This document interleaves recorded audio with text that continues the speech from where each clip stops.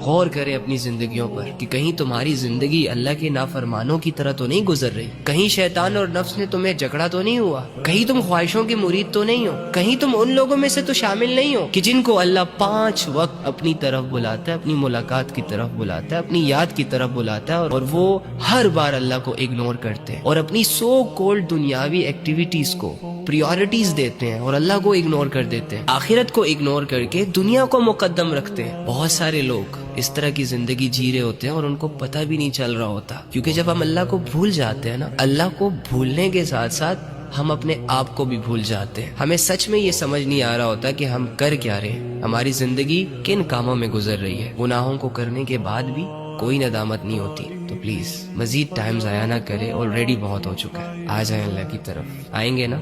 اللہ یہی چاہتا ہے۔